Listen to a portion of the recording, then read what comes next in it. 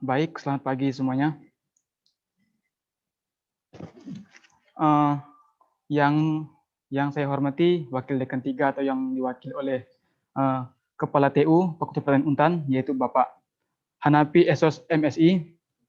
Yang saya hormati Ketua Prodi Ilmu dan Teknologi Pangan, Bu Mahera STPMP, Ketua BEM Peperta Untan atau yang mewakili, yaitu Bang Ahmad Zakaria, Ketua DPM Fakultas Pertanian Untan, Bang Willy Kristianto, Ketua Umum Himigipa, Bang Kuri Ramadan atau yang diwakili oleh Bang Doni, dan rekan-rekan panitia yang selalu saya banggakan, serta yang tak kalah saya banggakan juga yang saya cintai, kawan-kawan peserta dari 2019.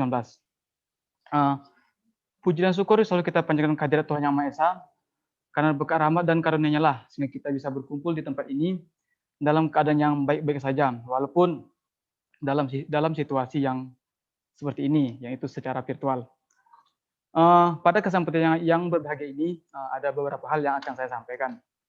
Yang pertama, acara ini merupakan bentuk rangkaian kegiatan pengkaderan dari program studi Ilmu dan Teknologi Pangan Fakultas Pertanian Untan, di mana acara ini merupakan lanjutan dari proses pengkaderan angkatan 2019 yang sempat tertunda beberapa waktu yang lalu akibat wabah virus corona.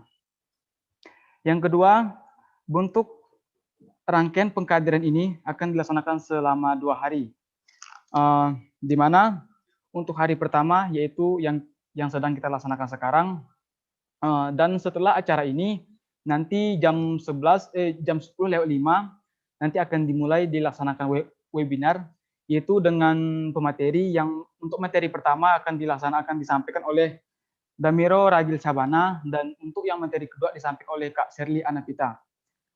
Untuk yang ketiga, untuk yang pelaksanaan proses pengkaderan hari yang kedua ini akan dilaksanakan itu masih rahasia. Mengapa rahasia? Karena ini merupakan kejutan bagi peserta 2019, di mana dalam rangkaian kegiatan yang hari kedua ini, di sana akan banyak dihadirkan kejutan dan juga senang-senangnya kita gimana antara keluarga besar ITP, sehingga akan lebih mengikatkan kita akan tali kekeluargaan. Jadi untuk itu harapan saya semoga rekan-rekan dari angkatan 2019 untuk terus semangat dalam mengikuti kegiatan ini, dan juga tak kalah khususnya kepada kawan-kawan panitia, semoga tetap semangat dalam menjalankan tanggung jawab kita sebagai panitia, sehingga apa yang telah kita jadwalkan bisa berjalan sebagaimana mestinya. Mungkin itu yang bisa saya sampaikan.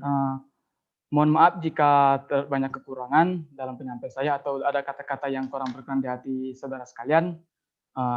Saya mohon maaf. Saya akhiri, selamat pagi.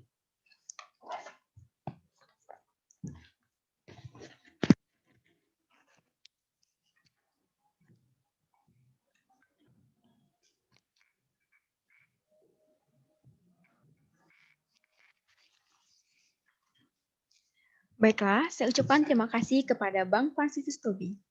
Selanjutnya itu kata sambutan oleh Ketua Umum Himigipa, yang kali ini akan diwakilkan oleh Bang Doni. Kepada Bang Doni, saya persilahkan.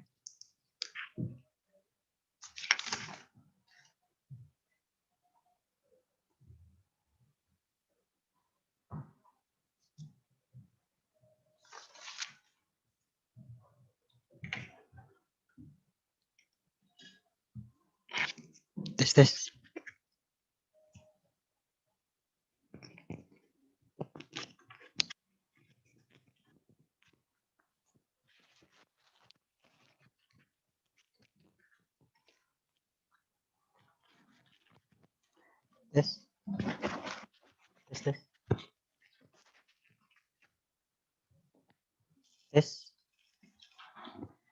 Oke, selamat pagi semuanya.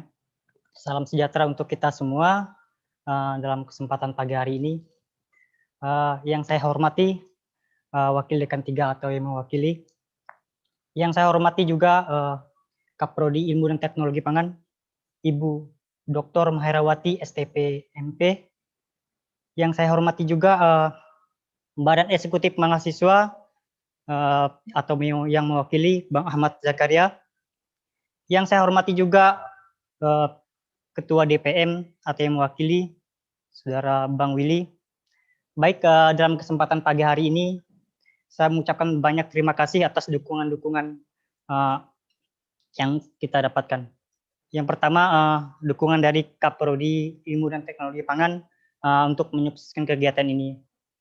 Dan kesempatan ini juga saya mengucapkan terima kasih untuk rekan-rekan pengurus yang telah membantu panitia menyukseskan agenda partner development ini, walaupun dalam keadaan yang ya online gitu. Ya, tidak luput juga untuk teman-teman panitia yang saya banggakan yang telah bekerja keras menyukseskan agenda kita ini.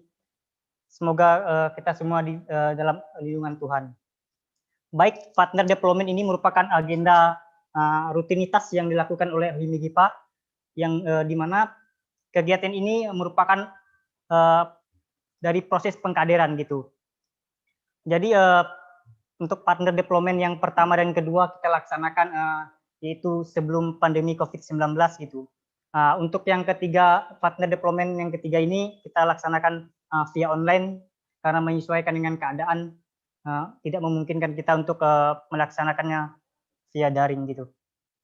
Jadi dalam kesempatan pagi hari ini kita juga menghadirkan pemateri-pemateri yang hebat, di mana pemateri tersebut datang dari kita undang dari luar pulau, dan yang kedua juga pemateri dari Intan sendiri gitu. Jadi dalam kesempatan ini saya juga mengucapkan terima kasih untuk para pemateri yang bersedia untuk mengisi agenda partner development ini. Untuk khususnya untuk teman-teman adik-adik maba ITP 2019, nikmatilah proses yang ada. Silahkan kalian berkembang gitu, berproses di HIMIGIPA gitu. Jadi pesan dari saya untuk teman-teman, jangan malas untuk belajar gitu. Dan khususnya untuk keluarga besar Ilmu dan Teknologi Pangan, terima kasih atas dukungan-dukungannya yang diberikan untuk pengurus dan panitia gitu. Selama ini keluarga besar HIMIGIPA mensupport baik dari agenda ini. Semoga kita semua dalam lindungan Tuhan. Semoga dalam kesempatan hari ini berjalan dengan lancar. Tetap semangat untuk kita semua dan juga panitia gitu. Tetap jaga kesehatan. Semoga situasi ini cepat berakhir dan cepat pulih, biar kita bisa bertemu dalam keadaan yang normal gitu. Mungkin hanya ini yang dapat saya sampaikan, kurang lebihnya saya mohon maaf. Terima kasih, selamat pagi.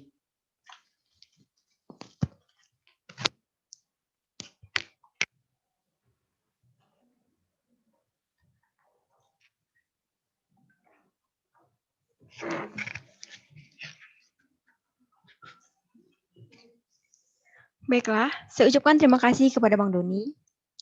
Selanjutnya kata sambutan oleh Ketua DPM atau yang mewakili, Bang Willy Kristanto. Kepada Bang Willy Kristanto, saya persilakan.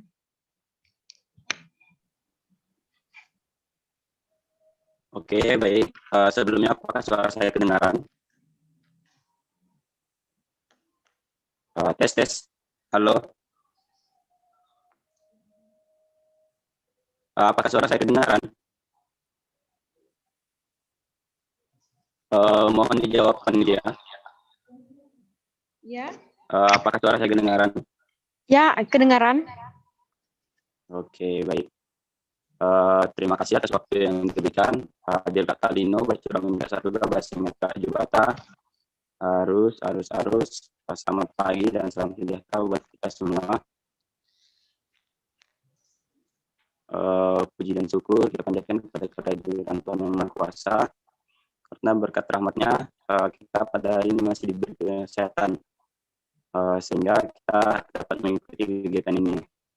Yang terhormat Wakil Dekan 3, Bapak Urai yang mewakili, yang terhormat Ketua Prodi atau yang mewakili, yang terhormat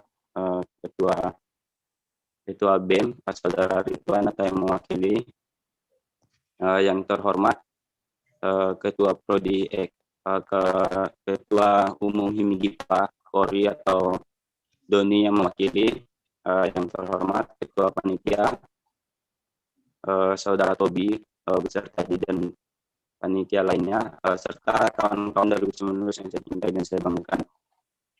Pada pagi hari ini kelanjutan dari kegiatan ini yang ketiga, pengkaderan dari Migipa yang ketiga. Saya bangga sekali kepada kawan-kawan, meskipun dalam situasi seperti ini, seperti yang dikatakan tadi, tetapi kawan-kawan masih tetap bersemangat untuk melakukan kegiatan. Semoga letih dan lelah kawan-kawan pada hari ini menjadi berkah yang baik buat kawan-kawan ke depannya. Buat kawan-kawan 2019 yang peserta pada hari ini, harapannya dengan kawan-kawan mengikuti kegiatan ini, karena kawan-kawan bakalan menjadi tongkat kepengurusan Migipa ke depannya. Harapannya kawan-kawan tetap belajar, tetap semangat dalam belajar, cari pengalaman yang banyak-banyak dalam kegiatan, sehingga kawan-kawan dapat menjadi kader yang lebih baik buat Migipa ke depannya. Mungkin ini yang dapat saya sampaikan, tidak banyak.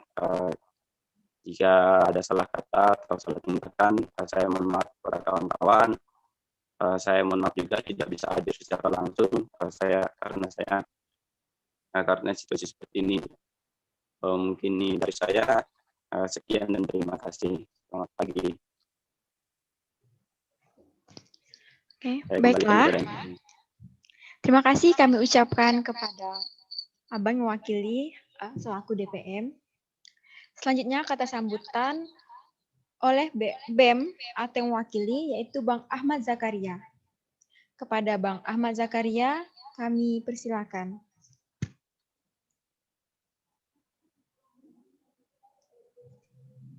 Baik, panitia, sebelumnya ada suara saya. Ada Bang. Oke.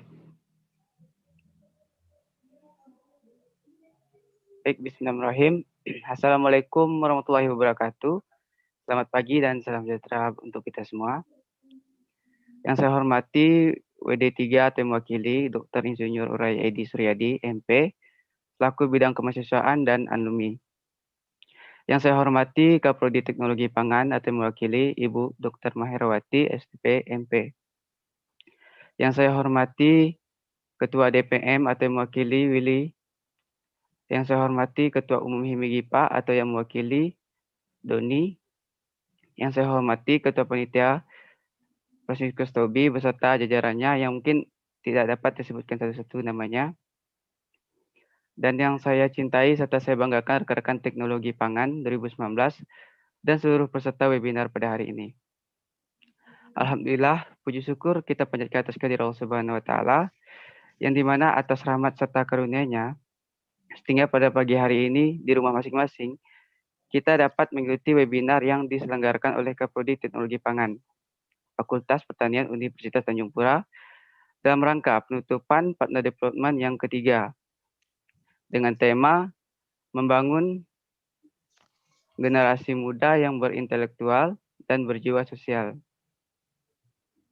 Tidak lupa salawat serta salam kita haturkan kepada junjungan besar kita Nabi Muhammad SAW beserta sahabat dan keluarga yang insya Allah istiqomah hingga akhir zaman. Amin. Sebelumnya saya sampaikan salam serta permohonan maaf dari Presiden Mahasiswa Fakultas Pertanian Untan, M. Ridwan Priyanto, di mana pada hari yang berbahagia ini tidak dapat hadir, namun tanpa mengurangi rasa hormat kami, BEM Fakultas Pertanian, saya sendiri selaku Wakil Presma Fakultas Pertanian yang langsung menggantikan beliau untuk menyampaikan sepatah dua patah kata sambutan seperti itu. Mungkin ada beberapa hal yang ingin saya sampaikan kepada kawan-kawan semua bahwa Yang pertama, saya ingin mengapresiasi yang sebesar-besarnya kepada kawan-kawan pengurus HIMIGIPA, terkhusus kawan-kawan panitia yang di mana dalam kondisi pandemi ini tidak membuat luntur gitu, semangat kawan-kawan dalam melaksanakan kegiatan yang bisa dibilang krusial sekali, yaitu penutupan kaderisasi kawan-kawan Teknologi Pangan 2019. Mengingat kegiatan ini merupakan kegiatan yang bisa dibilang wajib dilaksanakan, dan kegiatan ini tidak hanya juga dilakukan oleh HIMIGIPA, namun seluruh himpunan dan serta sivitas akademika yang terlibat gitu. Walaupun kali ini kegiatan ini disajikan dengan wajah yang berbeda, yang biasa kita kegiatannya secara offline, namun tetap tidak menghilangkan gitu nilai dan tujuan kaderisasi itu sendiri. Memang kegiatan kaderisasi, terutama kaderisasi yang ketiga ini memang kegiatan yang paling ditunggu-tunggu biasanya. Ditunggu-tunggu oleh para senior dan para peserta itu sendiri, yaitu maba yang dikaderisasi. Yang kedua, pernah saya sampaikan dulu pada kawan-kawan, mungkin kawan-kawan masih ingat bahwa kaderisasi itu jika kita ibaratkan sama halnya dengan bercocok tanam. Kawan-kawan, kenapa demikian? Maba ini ibaratkan dengan benih yang kita siapkan agar dapat tumbuh dengan sebagaimana mestinya. Seperti itu. Bagaimana benih itu akan tumbuh nantinya tergantung daripada kita yang merawatnya dengan baik, seperti itu. Sehingga apa yang kita panen sesuai dengan tujuan kaderisasi itu sendiri.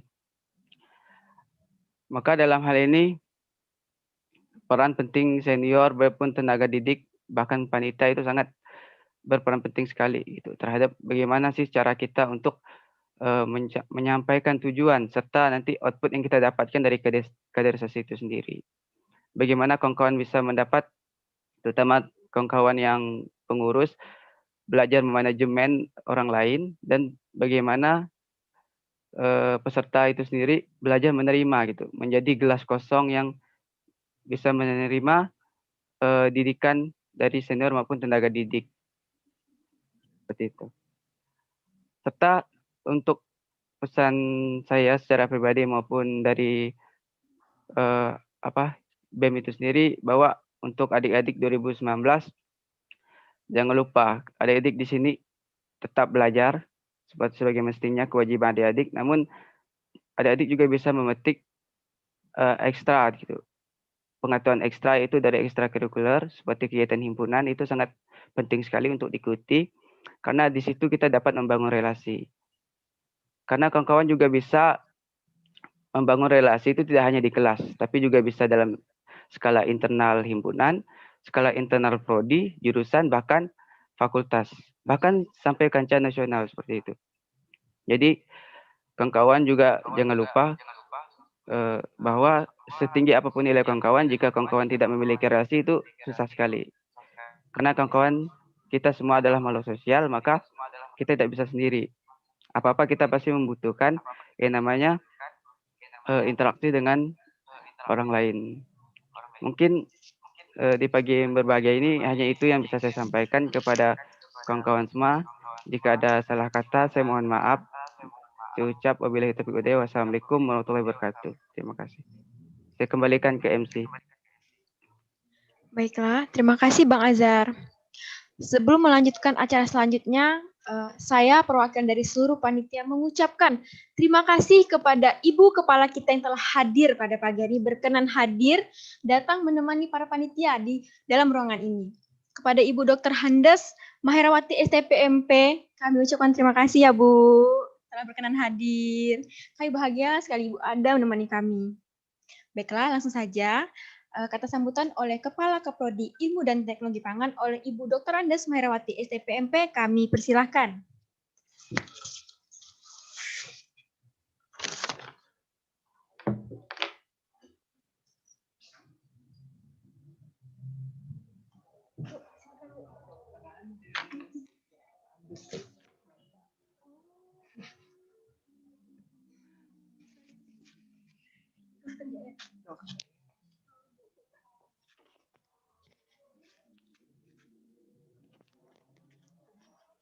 Cek. Cek. Sudah ya? Oke. Sudah? Suara bisa didengar ya? Ya, bismillahirrahmanirrahim. Assalamualaikum warahmatullahi wabarakatuh. Ya, pertama saya ucapkan terima kasih yang sebesar-besarnya kepada pihak Wakil Dekan Fakultas Pertanian Universitas Tanjung Pura yang saat ini diwakili oleh Pak Hanafi yang telah mendukung sepenuhnya kegiatan pada pagi hari ini. Ya, kemudian juga yang saya banggakan mahasiswa dari BEM, kemudian juga dari DPM yang juga mensupport kegiatan dari Himigipa. Ya.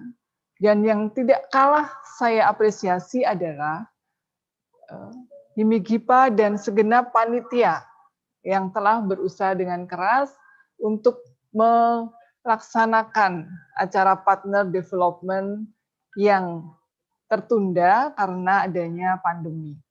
Ya, kita semua tentu tidak menginginkan ya adanya pandemi itu, tapi kita tidak boleh menyerah. Jadi kita harus tetap berusaha berikhtiar. Nah, kemudian juga terkhusus kepada mahasiswaku angkatan 2019 yang sangat saya banggakan. Kalian merupakan angkatan yang istimewa karena acara PD yang biasanya kita gelar dari dalam kampus, kemudian keluar kampus, keluar Pontianak bahkan, sekarang kita laksanakan secara daring. Nah, tapi kalian punya nilai plus, ya kan? Nah, ini baru sekali ini mungkin kita bisa prodi, himpunan mahasiswa prodi ya, sekelas himpunan mahasiswa prodi mengundang pembicara-pembicara yang hebat, seperti nanti ada Bang Demiro dan juga ada Kak Sherly Anavita, itu motivator nasional. Nah, jadi kalian perlu berbangga bahwa kita dari Himigipa itu bisa mengalihkan acara yang seharusnya di luar kota, bisa kita alihkan dengan bentuk acara yang lebih dahsyat, ya, lebih bagus lagi. Ya. Jadi semoga kalian bisa mengikutinya, harus selalu fokus sampai besok ya, 2 hari. Oke, nah hari ini bertepatan dengan Hari Pangan Sedunia, 16 Oktober. Nah, jadi pas sekali nih acara ini. Nah, Hari Pangan Sedunia ini pada tahun ini kita adakan dengan 5 pesan emas atau 5 kunci emas dari PATPI, yaitu berupa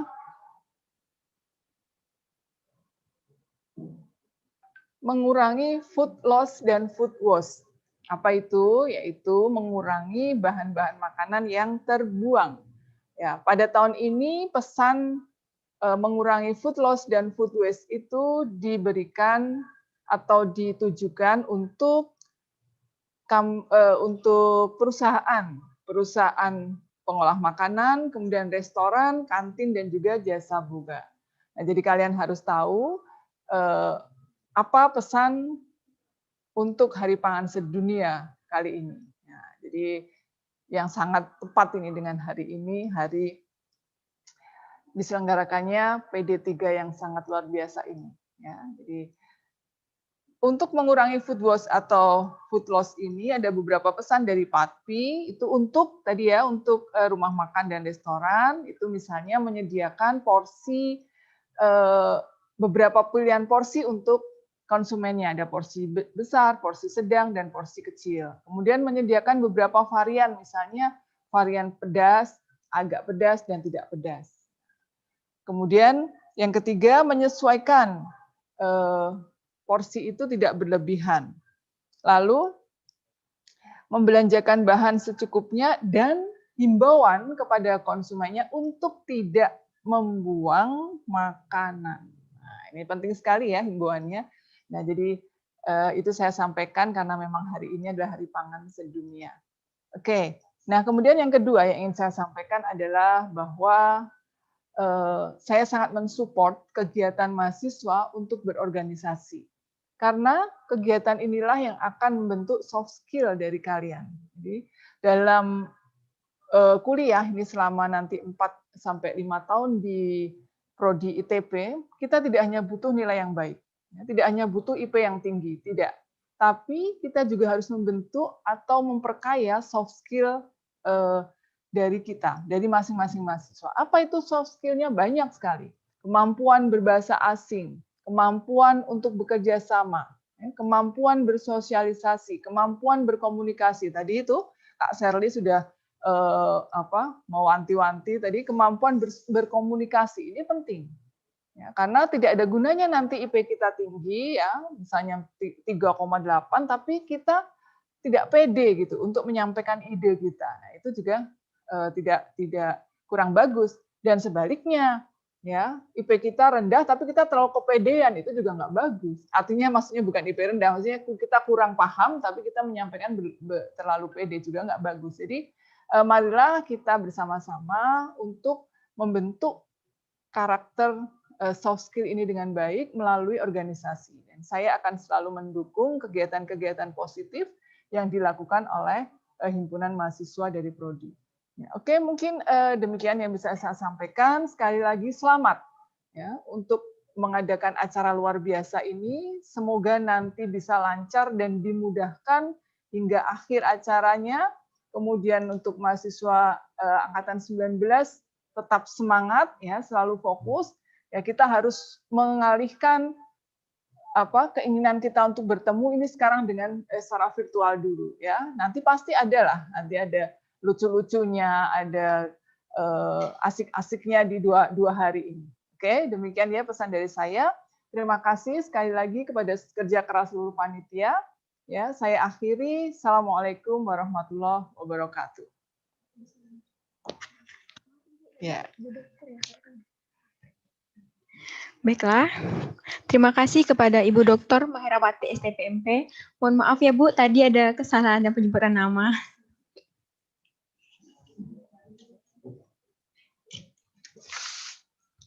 Baiklah, yaitu selanjutnya kata sambutan oleh Wakil Dekan 3 atau yang mewakili sekaligus membuka acara kita pada pagi hari ini.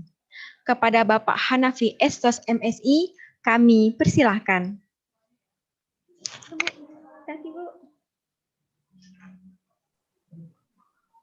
Bisa mendengar suara saya? Bismillahirrahmanirrahim. Assalamualaikum warahmatullahi wabarakatuh.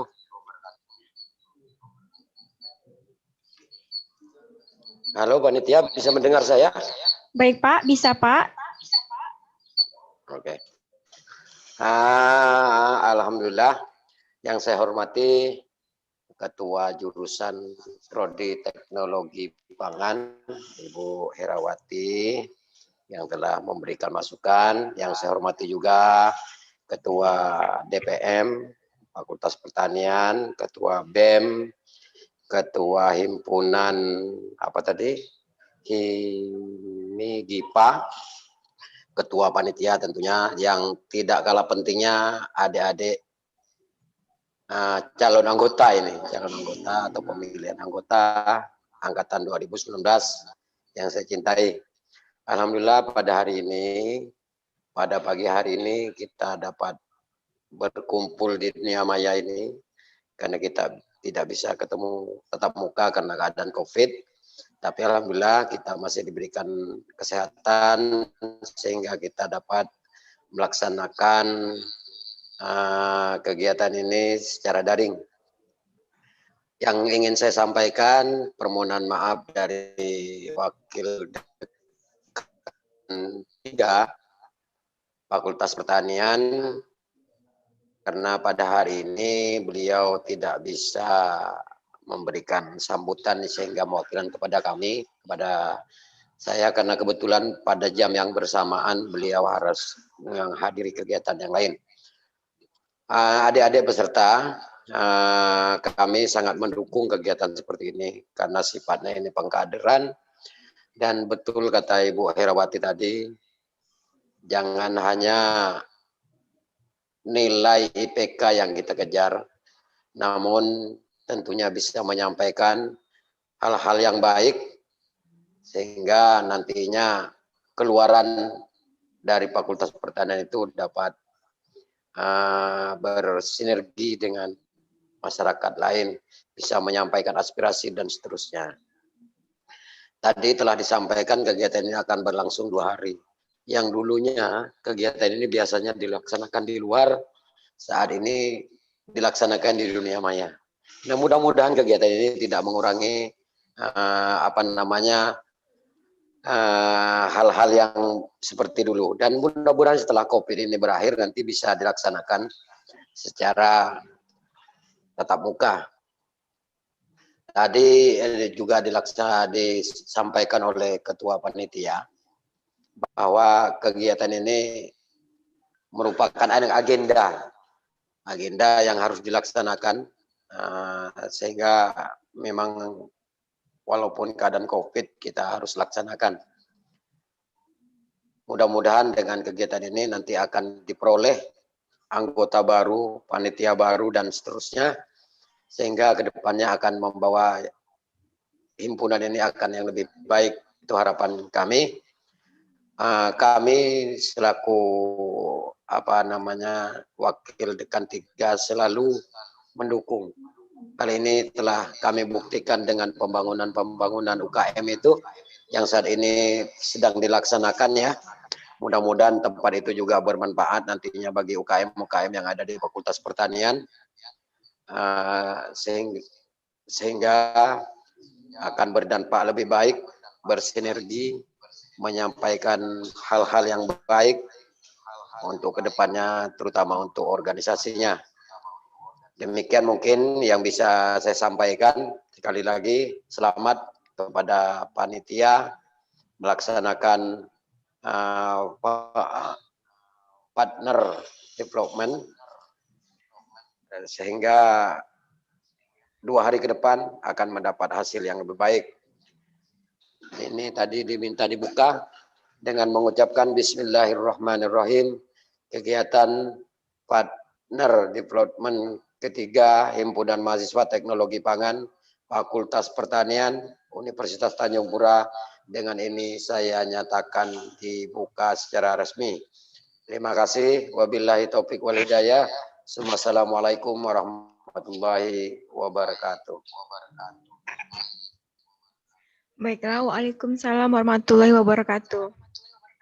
Terima kasih, Pak. Sekali lagi saya ucapkan terima kasih kepada Bapak Hanafi SOS MSI yang telah membuka acara kita pada pagi hari ini. Selanjutnya yaitu pembacaan doa. Pembacaan doa yang akan dipimpin oleh saudara kita yaitu Bang Fauzan Riza Mahendra. Kepada Saudara Fauzan Riza Mahendra, saya persilahkan.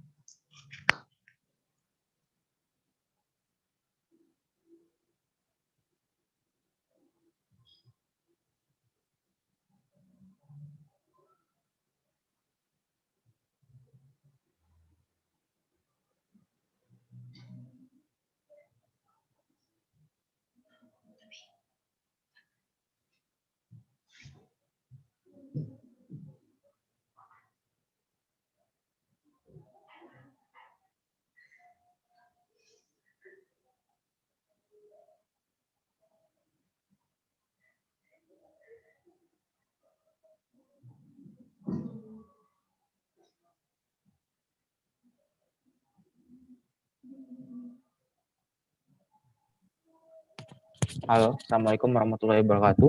Apakah sudah bisa mendengar suara saya? Bisa. Baik. Ya.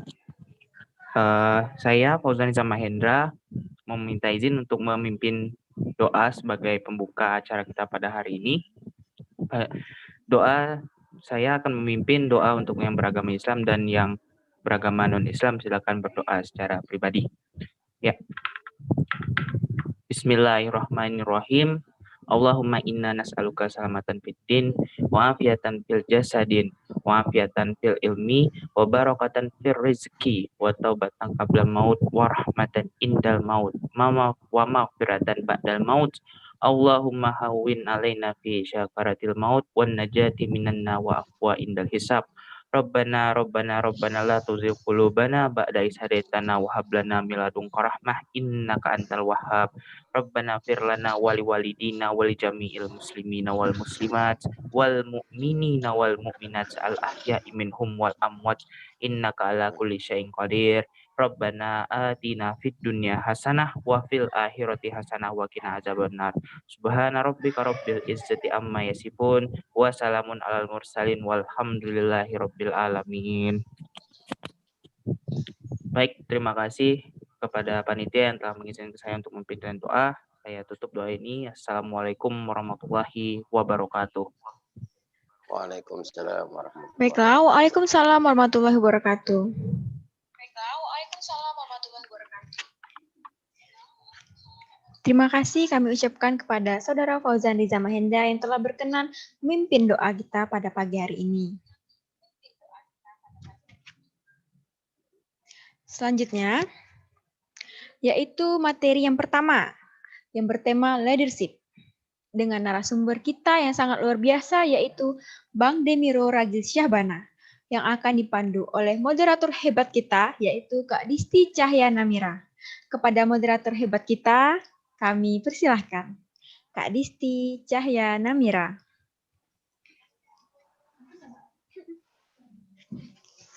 Panitia, kami izin live ya. Terima kasih.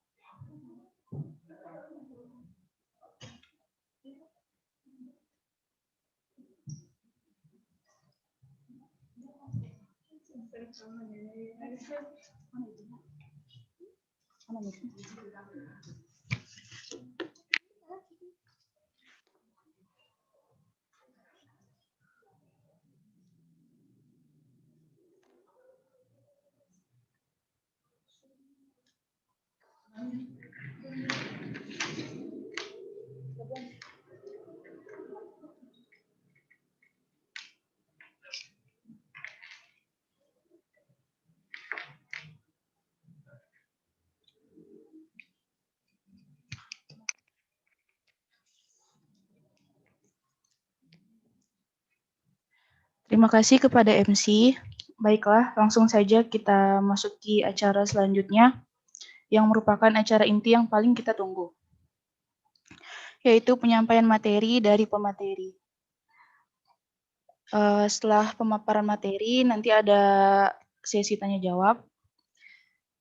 Assalamualaikum warahmatullahi wabarakatuh.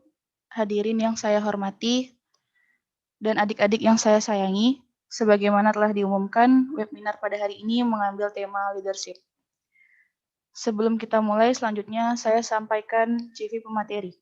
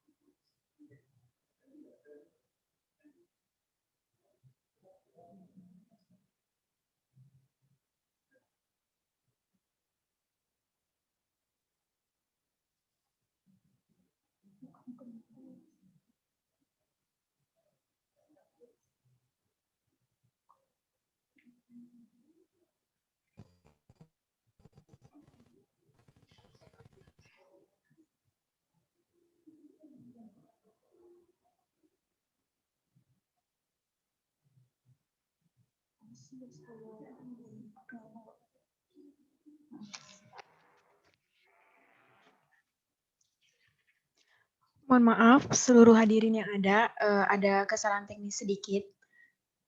Jadi ada beberapa izin kami untuk memperbaiki kesalahan kami itu ada kesalahan teknis ya.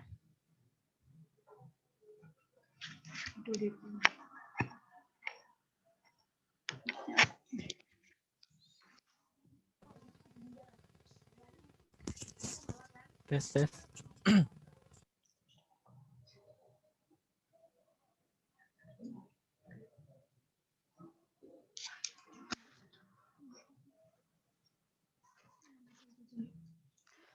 Baiklah.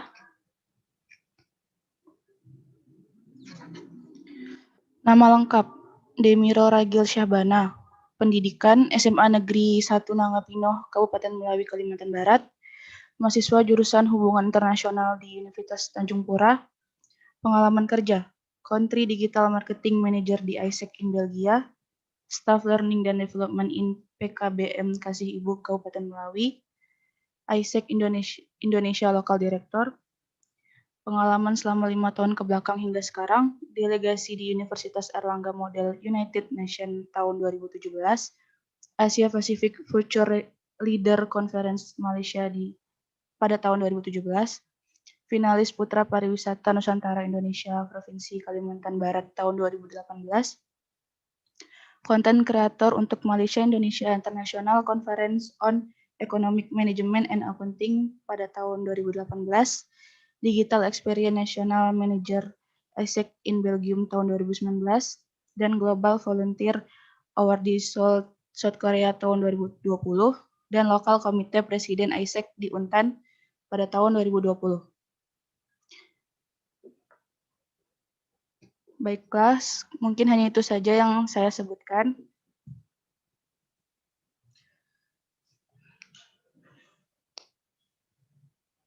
Selanjutnya, kami persilahkan kepada pembicara pertama, yaitu Bang Demiro Ragil Syahbana untuk menyampaikan materinya. Oke, terima kasih. Ini sebenarnya bisa dengar suara aku? Halo. Bisa. Apakah suara aku terdengar jelas? Oh, oke, cool. Oke. Bisa, Bang. Ini aku yang represent PPT-nya atau kalian yang present?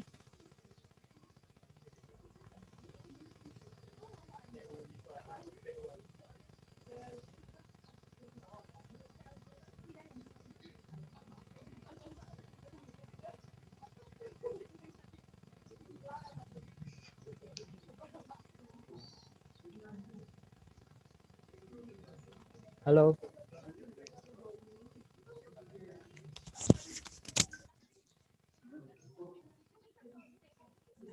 Apakah aku yang present PPT-nya atau dari panitia yang present?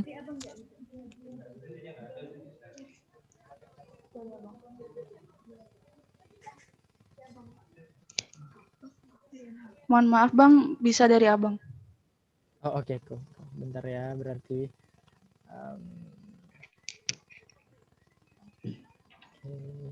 Sebentar.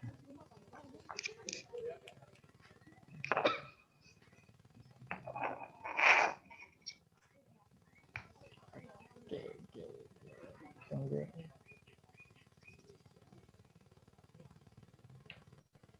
Sebentar ya teman-teman.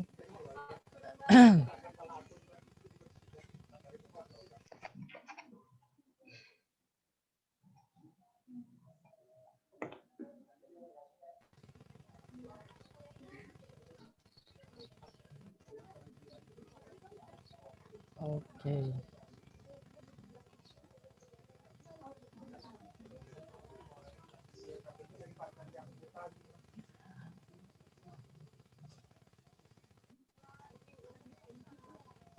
Oke, hai semuanya, mahasiswa teknologi pangan. Ini 2019 atau 2020 ya angkatannya?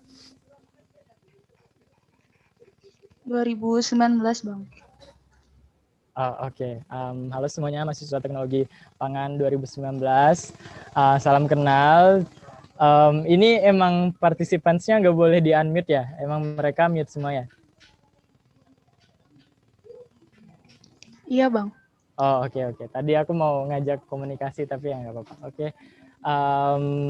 Sebelumnya mungkin kita perkenalan dulu sebelum mulai sesinya lebih lanjut. Jadi di sini perkenalkan, nama aku Demiro Regil Syabana. Mungkin tadi udah diperkenalkan sedikit. Biasanya dipanggil Demi, kalian bisa panggil aku Demi. Aku lahir di Melawi, jadi aku asli orang Melawi, lahir dan besar dibesarkan di Melawi. Aku merantau juga di sini, mungkin beberapa dari kalian juga merantau. Aku lahir di tahun 98, jadi sekarang umur aku 21 tahun. Di Desember nanti baru 22 tahun. Aku di Untan sebagai mahasiswa Prodi Ilmu Hubungan Internasional angkatan 2016. Lalu mungkin yang pernah tes personalities tahu ada yang namanya personality ENTJA. Jadi aku tipe orang yang lumayan keras, lumayan disiplin sama diri aku, dan juga sedikit kadang susah untuk menunjukkan perasaannya kayak gitu. Lalu juga aku Muslim, dan mungkin kayak beberapa dari kalian melihat aku kadang ini yang sering dipertanyakan, apakah abang ini non Muslim atau apakah abang ini Muslim, karena muka aku tidak seperti Muslim biasanya kata orang kayak gitu. Jadi salam kenal semuanya sekali lagi. Nama aku Demi, semoga di sesi kedepannya kita bisa saling berkolaborasi, karena juga aku bakal minta kalian untuk melakukan sedikit aktivitas. Jadi kalau misalnya ada notes atau buku di depan atau pulpen atau boleh HP juga, bisa buat nyatet apa yang bakal aku tanyakan nantinya kayak gitu. Jadi itu aja mungkin perkenalnya. Semoga ya kedepannya kita bisa lebih kenal lagi. Gitu. Sebelum kita mulai lanjut ke sesi yang lebih dalam lagi, aku ada beberapa pertanyaan yang aku pengen kalian jawab di catatan kalian, atau boleh kalian pikirkan aja, terserah. Jadi pertanyaan pertama itu adalah, apa yang membuat kamu bertahan setiap harinya dalam menjalani hidup? Kayak gitu. Jadi ini pertanyaan, kalian boleh jawab, aku kasih waktu 1 menit untuk jawab di catatan kalian atau di pikiran kalian juga apa-apa dipikirin kayak gitu.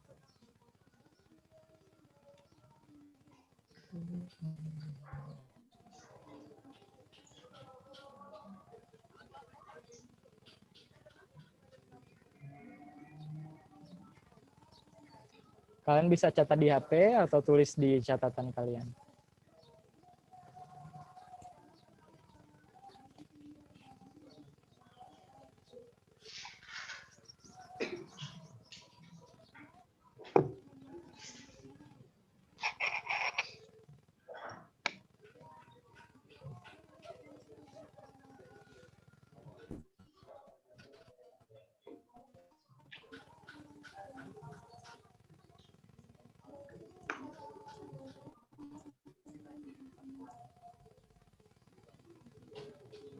Oke. Pertanyaan kedua sama 1 menit juga. Aku mau tanya, seberapa sering kamu menyerah? Seberapa sering kalian menyerah?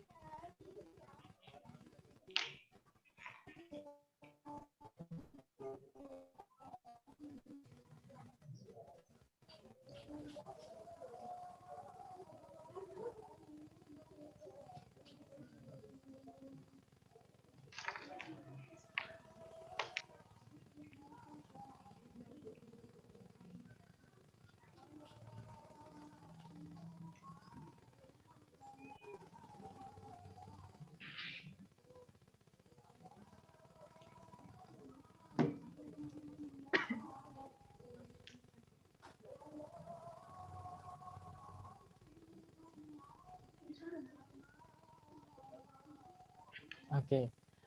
Lalu pertanyaan terakhir. Ada chat masuk.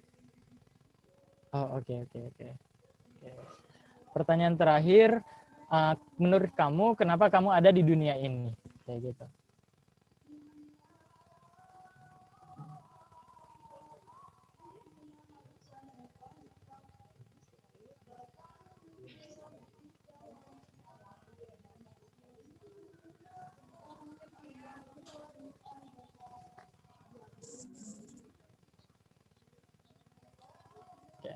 Sambil kalian menjawab juga, jadi maksud aku untuk mempertanyakan pertanyaan-pertanyaan tadi adalah kalian bisa pegang jawaban kalian selama sesi ini berlangsung, karena itu bakalan jadi poin utama dari apa yang akan aku sampaikan ke kalian, kayak gitu. Dan di sini aku juga pengen bilang, kita di sini sama-sama belajar, bukan berarti aku adalah seorang leader yang baik dalam menyampaikan materi tentang leadership, tapi aku juga sebenarnya pengen juga dengar pendapat dari kalian, perspektif dari kalian mengenai leadership itu sendiri. Jadi kayak di sini kita sama-sama belajar seperti itu. Oke, kalau misalnya mau masih lanjut nulis, alasannya boleh lanjut nulis, tapi langsung aja ke next, yaitu kita di sini bakalan bentar, ada chat masuk. Oh, oke. Jadi di sesi ini aku diminta untuk memberikan materi tentang leadership kayak gitu. Ya pastinya kita bakal ngomongin soal leadership kayak gitu. Aku mau dengar perspektif dari dua orang. Kira-kira menurut kalian leadership itu apa kayak gitu? Atau ya pemimpinan itu apa sih maksudnya? Menurut perspektif kalian pribadi kayak gitu. Boleh dua orang mungkin. Kalau ngomong apa unmute aja.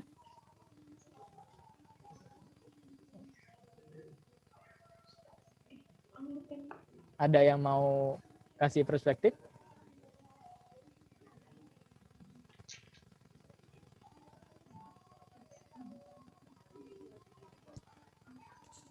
Ayo, aku pengen dengar nih apa pendapat dari anak-anak teknologi pangan tentang leadership.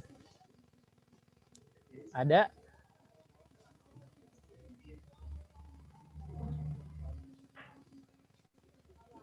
Atau aku tanya aja ya?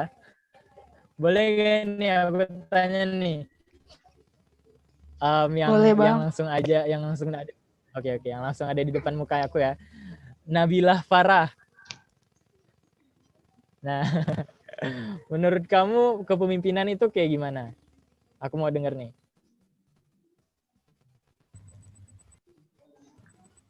Kepemimpinan itu adalah sifat bisa mengayomi antar sesama gitu Bang. Jadi bisa meningkatkan potensi diri bersama-sama gitu Bang, biar jadi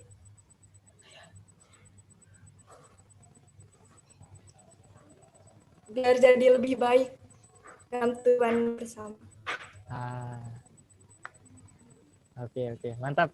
Meningkatkan potensi dan juga bisa mengayomi orang lain. Kayak gitu. Ada lagi yang lain? Terima kasih ya, Nabila. Sama-sama Bang. Oke. Yang lain? Ya, yang mau jawab boleh langsung di-unmute aja. Siapa lagi nih? Ayo, ada lagi? Satu orang lagi? Ini mungkin aku mau dengar dari perspektif yang cowok, dari Ahmad Mukli. Apa nih? Ayo.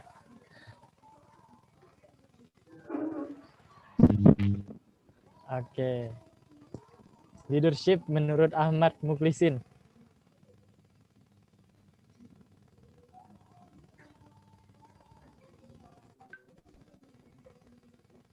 Gimana, Mat?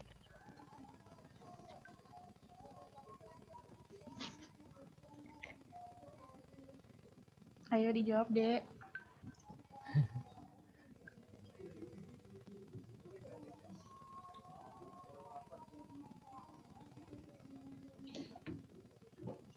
Halo, Ahmad. Apakah ada masalah teknis mungkin? Pertanyaan ini. Oh. Oh ya, menurut Ahmad apa nih? Kepemimpinan itu apa sih?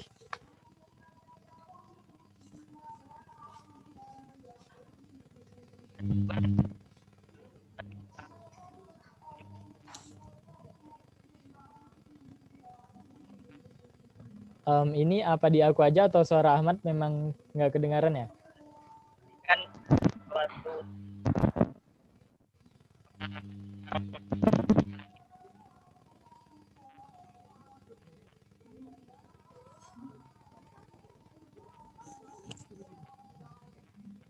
Diulang deh, nggak kedengaran. Ya Ahmad. Suaranya sepertinya ada masalah di audio Ahmadnya.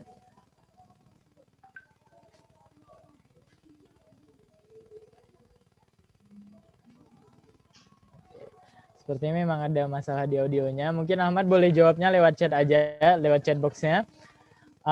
Nggak apa-apa, kita lanjut aja dulu sambil menghemat waktu.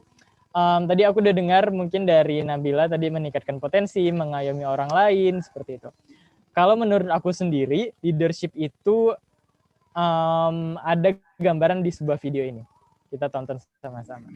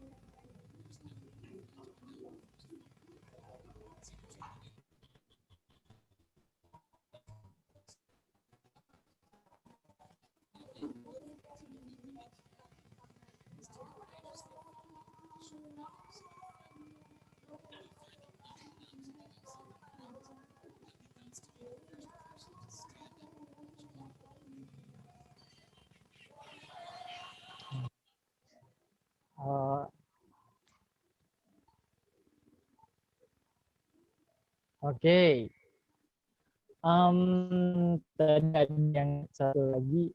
Menurut Ardika Yohandra, menurut saya kepemimpinan itu merupakan sebuah bidang riset atau juga suatu keterampilan yang membimbing orang-orang atau tim. Ya, membimbing orang-orang atau tim. Kalau misalnya dia mau kasih perspektif lagi tentang kepemimpinan, boleh banget chat aja langsung di box-nya. Tapi aku mau lanjut lagi. Menurut aku kepemimpinan itu adalah dimulai dari kamu, diakhirin dari kamu, tapi nggak pernah tentang kamu, kayak gitu. Jadi ketika aku jadi seorang pemimpin, aku yang memulainya, aku yang mengakhirinya, tapi ketika kita ngomongin soal kepemimpinan, nggak pernah ngomongin soal Demiro. Misalnya kayak kalian lihat Jokowi, Jokowi bakal jadi presiden, Jokowi udah jadi presiden, Jokowi bakal berakhir jadi presiden, tapi ketika ngomongin soal kepemimpinan, kita nggak pernah ngomongin soal Jokowi langsung gitu kan. Jadi itu intinya. Kayak yang tadi di video, ada satu orang yang memulai untuk berusaha dia joget-joget, kayak nggak tahu malu, dia joget-joget depan umum, terus tiba-tiba ada yang ngikutin dia satu orang, terus sampai rame-rame, sampai akhirnya mereka semua nggak sadar kalau misalnya ternyata ada satu orang yang duluan mulai kayak gitu. Jadi kayak penggambarannya seperti itu. Ketika kalian memulai untuk jadi seorang pemimpin, itu bakalan kalian yang mulai, kalian mengakhiri, tapi ketika orang berbicara tentang kepemimpinan, nggak pernah ngomongin kalian kayak gitu. Jadi leadership itu adalah sesuatu yang memang kalian milikin dan kalian punya sendiri kayak gitu. Nggak bisa dirasain orang ketika dia ngomongin kepemimpinan, dia bakal ngomongin kalian kayak gitu. Itu sih menurut aku soal leadership atau soal kepemimpinan seperti itu. Nah di sesi ini apa sebenarnya yang pengen aku sampaikan ke kalian adalah gimana caranya memicu leadership dalam diri kalian kayak gitu. Karena leadership itu bukan set skill. Set skill kalian adalah apa yang kalian pelajari di teknologi pangan kayak gitu. Apa mata kuliah yang kalian pelajari itu adalah set skill. Set skills yang udah di set dalam diri kalian selama perkuliahan kayak gitu. Tapi kalau leadership, ilmu komunikasi kayak yang tadi Ibu Kaprodi bilang, ada ilmu bersosialisasi, organisasi, bekerja, itu soft yang sebenarnya tidak bisa kamu dapatkan secara langsung di perkuliahan kamu kayak gitu. Nah, gimana caranya pada saat kamu kuliah ini, tapi kamu juga bisa memicu leadership kamu atau kepemimpinan kamu kayak gitu. Di sini aku membawa beberapa konsep yang bisa dipakai kayak gitu. Pertama ada insight, kedua ada self regulation, tiga ada self identity gitu. Jadi ketiga hal ini adalah menurut aku yang juga membantu aku sekali untuk berusaha menjadi pemimpin yang baik seperti itu. Pertama self insight. Self insight adalah wawasan diri yang umumnya menyiratkan tingkat pemahaman yang ada relatif terhadap sistem diri kamu. Jadi pemahaman kamu sama diri kamu itu paling penting kayak gitu. Insight itu berarti masukan. Masukan yang kamu dapatkan dari diri kamu sendiri itu penting. Itu biasanya bersifat tujuan, kebutuhan, mimpi, atau cita-cita kayak gitu. Aku percaya di sini semuanya punya mimpi, semuanya punya cita-cita, mau jadi apa setelah kuliah nanti, mau kerja kayak gimana, semua punya itu kayak gitu. Dan itu adalah sebenarnya tujuan yang harus kalian pegang dan kalian cari apa sebenarnya yang kalian mau capai kayak gitu. Nah, sebenarnya ada hal yang bisa ngebantu, yaitu ada sebuah konsep dari nama penulisnya Simon Sinek. Dia punya buku namanya Start with Why. Jadi pentingnya untuk memiliki alasan.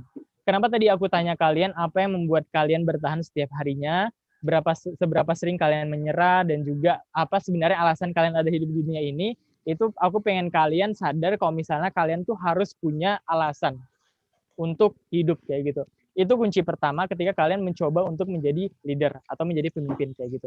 Karena pemimpin yang bisa menginspirasi orang adalah pemimpin yang punya alasan kenapa dia melakukan hal itu kayak gitu. Start with why. Start dengan kenapa. Mulai dengan kenapa. Kenapa kamu ngelakuin ini kayak gitu. Aku pribadi ini yang ngebantu aku ingat banget di tahun 2019 aku mencoba cari tahu sebenarnya apa yang aku inginkan dalam hidup aku. Ditanya kalau hidup kamu, aku pengen ngebantu nih, aku pengen buat orang lain bahagia, aku pengen buat orang tua bahagia kayak gitu. Tapi kenapa kamu pengen buat orang lain bahagia kayak gitu? Karena menurut aku pribadi nggak ada orang yang bisa baiknya sepure itu, semurni itu untuk membantu orang.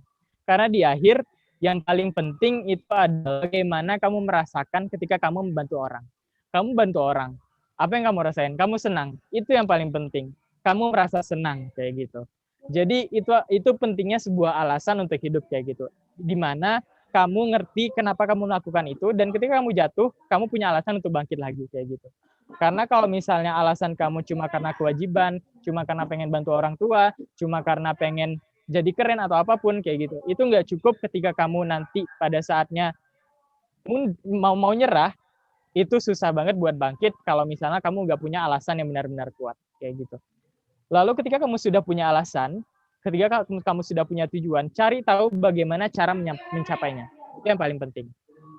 Lalu selanjutnya, dengan apa kamu akan mencapainya. Kayak gitu. Kalau boleh sharing, aku pribadi, aku punya alasan, aku punya why, kenapa aku hidup di dunia ini adalah aku pengen ngebuat orang-orang lain itu terdevelop atau berkembang, karena aku ikut menjadi salah satu bagian perkembangannya. Dan aku ingin mendengar kata terima kasih sebagai apresiasi karena aku sudah ikut dalam perkembangan diri mereka. Kayak gitu. Gimana caranya aku mencapai tujuan itu adalah dengan cara aku berusaha setiap harinya sekecil apapun aku ngeberat untuk lebih berkembang lagi. Dengan cara apa? Dengan cara kasih mereka feedback, kasih mereka pujian, kasih mereka bantuan dan lain-lain kayak gitu. Jadi hal-hal itu yang aku berusaha capai supaya aku ngerasa ada yang terpenuhi dalam diri aku kayak gitu sebagai manusia yang punya tujuan. Itu pertama, di self insight perlu dicatat yang penting adalah punya tujuan. Pertama. Karena and it those who start with why that have the ability to inspire those around them or find others who inspire them. Jadi ketika kalian punya why, ketika kalian punya alasan, kalian tanpa sadar bisa ngeinspirasi orang lain kayak gitu. Karena leader yang sesungguhnya, pemimpin yang sesungguhnya nggak pernah dengan sengaja berusaha menginspirasi orang lain. Tindakan, keputusan, dan juga ambisinya adalah yang menginspirasi orang lain kayak gitu. Makanya penting sekali untuk punya alasan ketika kalian berusaha untuk menjadi pemimpin bagi diri kalian maupun bagi orang lain. Lalu yang perlu juga dicatat adalah leadership journey akan selalu desain untuk sangat menantang bagi kalian kayak gitu.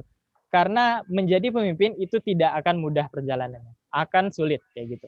Jadi penting sekali untuk kalian tahu bagaimana cara mengatasi kayak gitu. Karena pada saat kalian mencoba untuk menjadi seorang pemimpin, ada di suatu hari kalian bakal lebih bersemangat daripada yang lain kayak gitu. Ketika kalian jadi pemimpin, ada yang kalian pimpin, anggota-anggota kalian, anak-anak kalian bakal lebih bersemangat kayak gitu. Dan kalian nggak tahu kenapa mereka nggak bersemangat. Lalu ada juga di suatu hari kalian memegang tanggung jawab yang banyak, sampai kalian nggak tahu mau mulai dari mana, nggak tahu mau pilih yang mana. Dan juga sampai kalian tuh benar-benar yang bingung sekali. Kayak nggak tahu mau mulai itu pakai apa dan dari mana. Kayak gitu. Lalu juga sampai 11 ngapain, maunya tidur seharian, nggak mau kemana-mana, maunya gabut aja, nggak mau punya tanggung jawab lagi. Apapun yang kalian coba tuh kayak nggak pernah berhasil. Kayak kalian udah coba ini, udah coba saran teman kalian, udah coba beribu-ribu cara tapi nggak berhasil. Sampai akhirnya kalian mau menyerah, tapi kalian selalu mencoba untuk tetap berusaha yang terbaik dan tetap ibaratnya bersenang-senang walaupun journey-nya menantang kayak gitu. Karena leadership journey bakal kayak gitu. Pengalaman berusaha untuk memimpin bakal kayak gini journey-nya kayak gitu.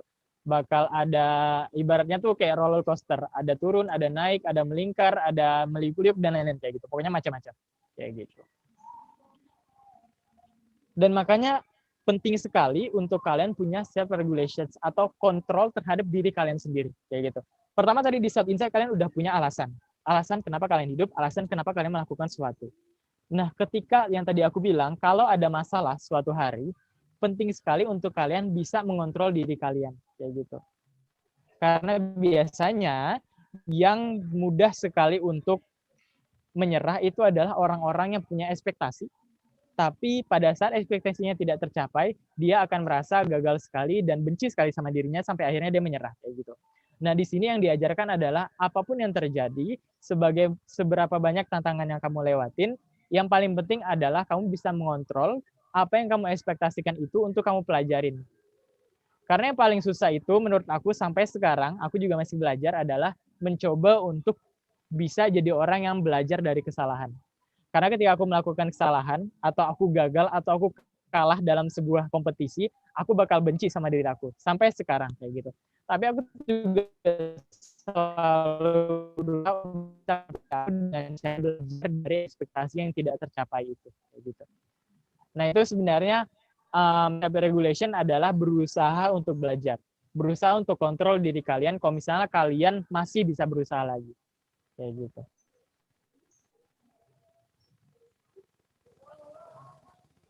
Tapi satu hal yang tidak terelakkan, kayak gitu, bahwa kamu selalu punya kemungkinan untuk gagal. Itu yang perlu ditekankan dalam otak kalian. Kalau misalnya kalian nggak mungkin dari 1000 cara, 1000-1000-nya tuh berhasil kayak gitu. Mungkin tapi cukup langka kayak gitu. Jadi selalu ada kemungkinan, karena ini semesta pasti banyak kemungkinan, selalu ada kemungkinan kalian untuk gagal kayak gitu. Karena kalau misalnya nggak menantang, kalian nggak bakal berkembang kayak gitu. Kalian nggak bakal menjadi seorang leader yang baik. Kalian nggak bakalan belajar dari kesalahan kalian, dan kalian nggak punya pengalaman untuk dikasih tahu ke orang-orang kalau misalnya kalian udah ngelewatin ini dan kalian dapatin ini kayak gitu. Tapi karena kalian sudah mengetahui bahwa kalian tuh memiliki kemungkinan untuk gagal yang tadi aku bilang, maka ada dasar yang perlu kalian tanamkan agar kalian tidak segagal itu. Jadi ibaratnya kalau misalnya gagal tuh nggak gagal banget kayak gitu. Jadi berusaha untuk gagal yang biasa aja, atau gagal yang sedikit gagal kayak gitu. Nah, gimana caranya? Dengan ADI kayak gitu. Identitas diri kalian yang dapat dikatakan sebagai kesadaran seorang akan siapa dan apa yang dipertahankannya kayak gitu. Jadi tadi yang pertama ada self insight, ketika kalian punya why atau punya alasan untuk mengerjakan sesuatu. Lalu ada self regulations, kalian punya cara kalian ngerjakan, dan ketika kalian gagal kalian bisa kontrol diri kalian. Lalu bagaimana siapa diri kalian dan apa yang harus pertahankan itu tahu kayak gitu. Nah, sebenarnya self identity untuk seorang leader itu seperti apa? Jadi dari artikel yang aku baca ada 2 macam leader. Yang pertama ada heroic leadership. Leader yang selalu dipandang sebagai maha tahu, kayak semuanya tuh ngerasa bergantung sama dia kayak gitu. Kayak dia tuh ditanya ini tahu, ditanya itu tahu kayak gitu. Kayak dia tuh selalu tahu apa aja. Lalu dia tuh kayak gini, kalau misalnya mungkin kalian pernah jadi dia, kalian seorang heroic leadership atau pernah ketemu sama orangnya, biasanya dia selalu gini kayak, aduh bang, gimana ya cara ngerjain ini, salahkah kayak gitu. Dia bakal bilang, ya udah aku aja yang ngerjain. Dia selalu kayak gitu. Dia adalah seorang pahlawan yang bakal ngambil pekerjaan kalian untuk dia kerjakan, dia selesaikan kayak gitu. Dan dia bisa apa ya, ibaratnya berkorban. Dia bisa mati demi kalian. Dan yang paling sering dikatakan sama seorang heroic leadership biasanya, kalau misalnya ini lebih buruk, kalau misalnya kasus ini gagal, kalau misalnya proyek ini gagal, aku bakal berhenti. Aku bakal keluar dari organisasi ini. Biasanya kayak gitu. Itu seorang heroic leadership. Dan dia tipe orang yang menghindari bencana. Jadi kayak ibaratnya dia mau keluar karena dia nggak apa ya, ibaratnya dia nggak punya solusi lagi untuk menyelesaikan masalah itu selain dia pergi dari situ kayak gitu. Itu seorang heroic leadership. Lalu juga ada servant leadership. Servant leadership itu adalah orang yang selalu membantu. Biasanya dia bilang saya melakukan ini untuk mereka, tapi mereka tidak pernah melihat upaya saya. Jadi kayak dia tuh sering banget bantu orang, tapi orang tuh kadang nggak sadar gitu, karena orang menganggap kalau misalnya dia tuh kayak yang ya udah sering membantu aja kayak gitu, bukan peran dia sebagai leader, dan dia tidak perlu diapresiasi. Itu biasanya seorang servant leadership, dan citranya tuh lebih dianggap biasanya sebagai pelayan kayak gitu. Dia selalu bantu, dia ibaratnya kayak bahkan kerjaan yang paling bawah dia kerjain, dan semua hal yang sebenarnya bukan harus dia kerjain kayak gitu.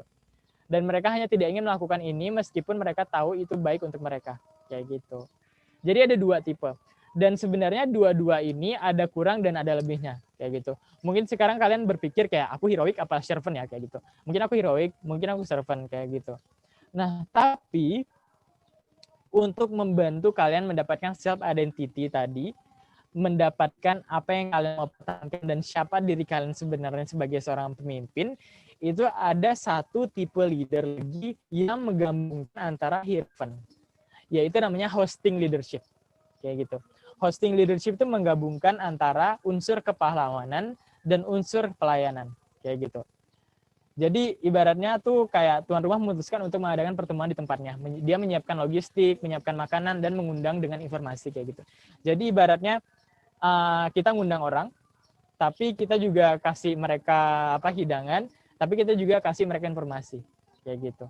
Bertindak pertama untuk membuat perkenalan dan mengatur norma untuk orang-orang dan membuat ruang kayak gitu. Jadi ibaratnya dia yang memulai duluan, tapi dia mengajak orang-orang untuk memulai lagi kayak gitu. Jadi ibaratnya aku ngajak kamu kenalan, nanti kamu ngajak orang lain kenalan kayak gitu. Jadi ibaratnya dia menginspirasi orang dan membersihkan orang-orang setelah pertemuan terlebih dahulu. Jadi kayak ibaratnya membersihkan orang-orang itu maksudnya kayak memeriksa apakah orang-orang ini sudah mendapatkan apa yang mereka inginkan, lalu juga memeriksa apakah orang-orang ini juga memiliki pekerjaan yang memang harus mereka kerjakan kayak gitu.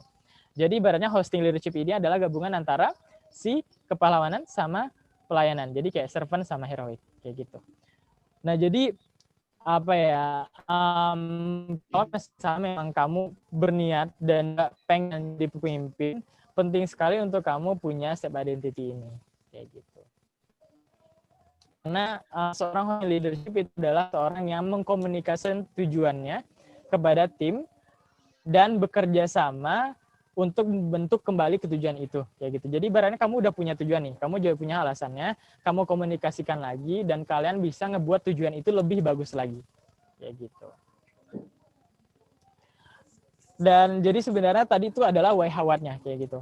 Punya self insight, punya self regulation, punya self identity, punya alasan, punya kontrol, dan punya apa yang mau dipertahankan itu penting kayak gitu. Jadi ibaratnya kejar tujuan kalian, kerjakan passion-nya, dan tentukan wadahnya. Kayak gitu. Karena ketiga hal ini sangat sekali. Kalau aku boleh cerita, di awal tahun kemarin, aku baru terpilih sebagai Ketua AIESEC Inuntan di tahun 2020.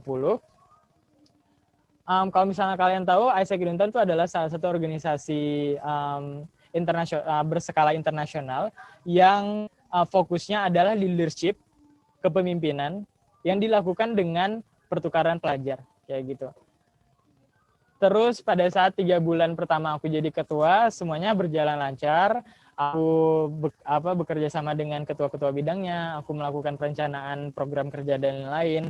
Tapi di bulan Maret, pasti semuanya tahu kalau misalnya ada coronavirus datang, dan AIESEC Inuntan, karena ada birokrasi, ada AIESEC Indonesia, ada AIESEC Internasional, kita di stop operationnya. Jadi kayak kita nggak boleh ngapa-ngapain, kita nggak boleh pertukaran pelajar karena nggak boleh keluar negeri, kita nggak boleh melakukan aktivitas, dan semua rencana yang aku rencanakan sebagai seorang leader itu nggak ada yang terlaksana.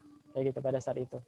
Aku sempat yang 2 minggu menyalahkan diri aku sempat juga menyalahkan semua orang, bahkan aku sampai nangis karena ibaratnya aku udah merencanakan segala hal bersama tim ketua bidang aku, tapi nggak tercapai karena corona, dan ini sifatnya eksternal, nggak ada yang tahu, tiba-tiba dia datang, dan itu benar-benar yang ngebuat aku ngerasa di titik paling rendah, karena orang-orang tuh selalu nanya, Dem gimana lah AIESEC, gimana lah pertukaran pelajar AIESEC kayak gitu, gimana lah kalian masih lanjut dah AIESEC-nya kayak gitu, dan pertanyaan itu yang ngebuat aku semakin jatuh ke dasar jurang lagi kayak gitu. Tapi pada saat itu juga aku sadar kalau misalnya aku yang punya kontrol sama diri aku, dan aku bisa gunakan itu untuk bangkit lagi. Karena balik lagi, tujuan aku itu bukan untuk membuat AIESEC Inuntan sukses. Tujuan aku bukan untuk membuat pertukaran pelajar sukses. Tapi tujuan aku adalah untuk membuat orang-orang berkembang, dan aku mendengar kata terima kasih dari mereka. Yang dimana aku bisa lakukan itu tanpa harus mengikuti rencana-rencana yang sudah aku buat, dan aku bisa buat rencana baru. Itu kontrol yang aku punya. Aku kontrol diri aku supaya aku tahu lagi kenapa aku melakukan itu. Kayak gitu. Dan akhirnya aku tentukan apa-apa yang harus aku lakukan, sama siapa aja, dan di mana aja. Kayak gitu. Sampai akhirnya kita sekarang di AIESEC Inuntan punya banyak webinar, lalu juga punya banyak kegiatan juga walaupun sedang work from home kayak gitu. Tapi itu yang aku pengen sampaikan kayak gitu. Sepenting itu untuk punya alasan kenapa kalian ngelakuin apa yang kalian lakukan setiap hari kayak gitu. Karena jadi seorang leader itu kalian harus bisa memimpin diri kalian sendiri, baru memimpin orang lain kayak gitu. Karena ketika kalian sudah memimpin diri kalian sendiri, kalian bisa memimpin sebanyak apapun orangnya kayak gitu. Berbagai macam latar belakang pun kayak gitu. Karena di AIESEC sendiri, nggak cuma di AIESEC, di organisasi lain yang pernah aku jadi ketua, aku bertemu banyak sekali orang dengan berbagai macam cerita, berbagai macam background, berbagai macam personality, yang aku sulit sekali untuk menyatukan mereka kayak gitu. Tapi di satu sisi, bagaimana cara aku untuk menyampaikan tujuan aku kepada mereka, dan bagaimana kita bersama-sama mengelaborasi tujuan itu menjadi satu tujuan yang sama dan serupa dari masing-masing tujuan kita, itu yang paling penting kayak gitu. Jadi inti dari semuanya adalah punya tujuan. Itu yang paling penting. Kayak gitu.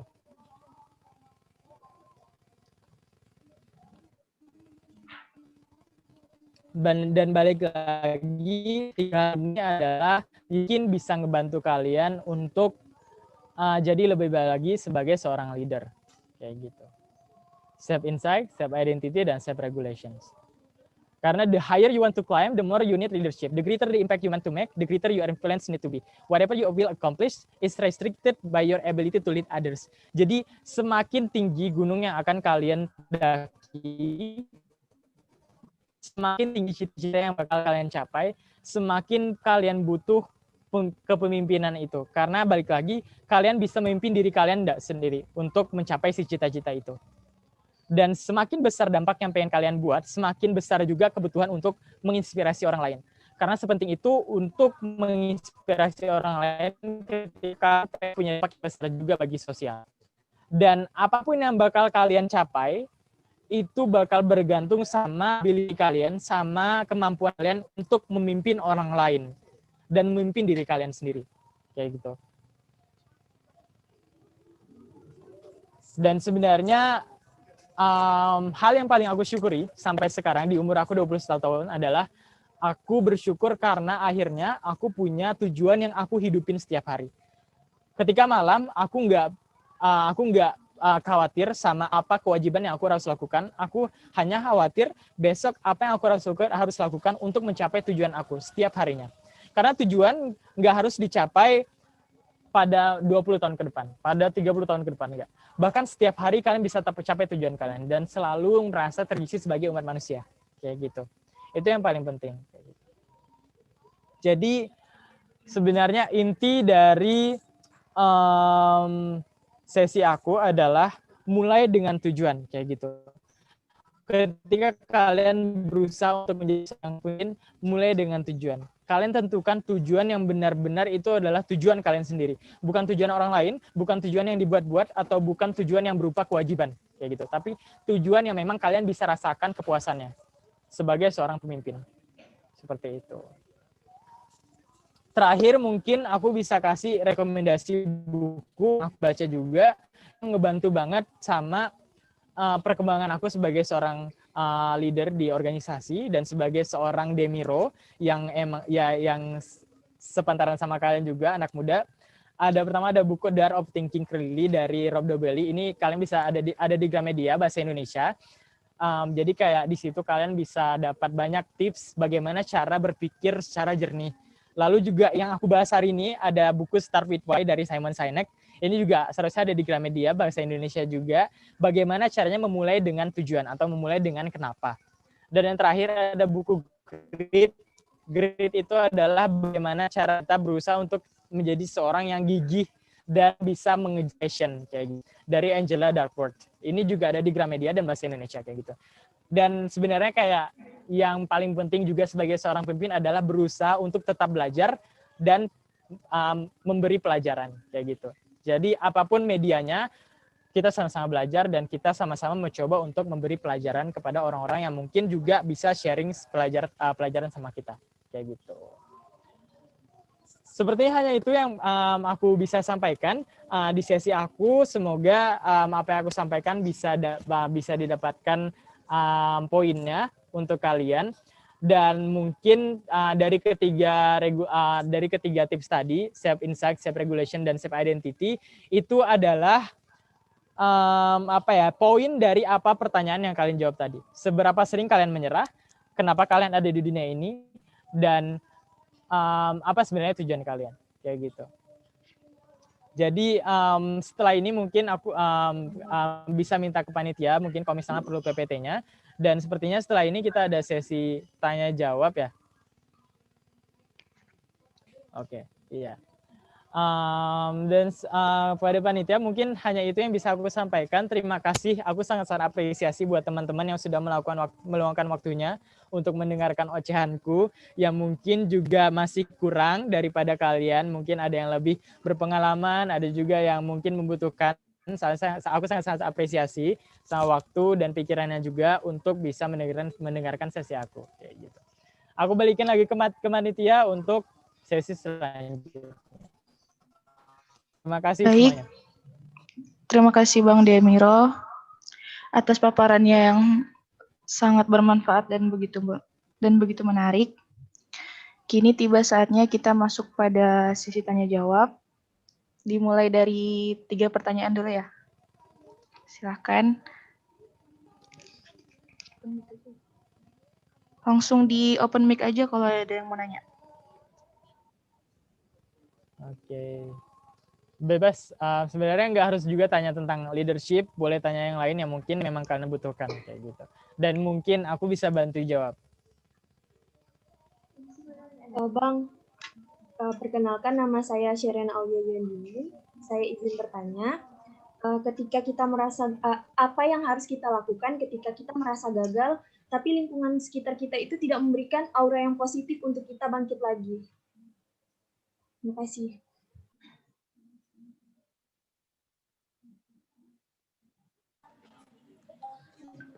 Halo, sorry guys, laptop aku mati. Oke.